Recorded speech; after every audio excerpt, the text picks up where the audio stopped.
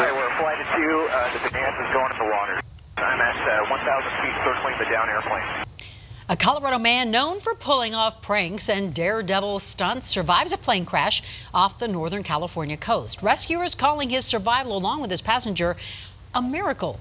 David Lesh ditched his plane in the Pacific Ocean. He says he was in the air to do a photo shoot of that aircraft that he just purchased when he lost power. And Lesh recorded the crash, the aftermath, and the rescue all on his phone. And that's raising some questions tonight. Denver 7's Gary Brode spoke with Lesh this afternoon. And Gary, we're glad Lesh and his passenger were okay. So was this a stunt? Well, and when you break it down, we see the crash, the survivors floating, and the rescue. It's not often we see that entire timeline captured on video. So I asked Lesh, was this a prank? He tells me it was not, and he wouldn't risk his life for publicity. There she goes.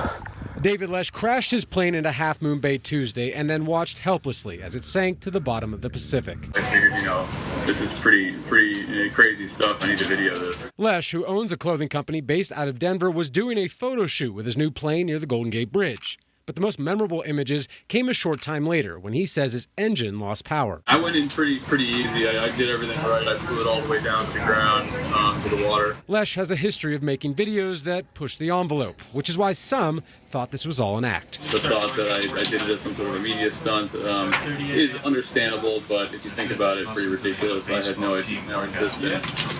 Risking my life and destroying my brand new airplane to, gain some publicity. So it's not reasonable. His friends flying above him captured Lesh skipping his new $200,000 plane across the water. So we're out here in the Pacific Ocean floating around. Woo!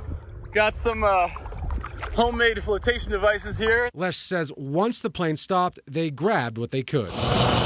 He and his passenger floated for about 45 minutes until the Coast Guard arrived, fighting off hypothermia and jellyfish stings. I kind of heard something, but I didn't see him for another probably 30 seconds to a minute. And when I finally saw him, I was like, all right, we're gonna be good. Lesh tells me he and his passenger are doing fine. They warmed up after a couple of hours. And get this, because they were so numb, the jellyfish stings didn't actually hurt that bad. The National Transportation Safety Board tells me they will investigate the crash once the plane is pulled from the water. The investigation could take up to 2 years. Reporting live here in the newsroom, Gary Brode, Denver 7.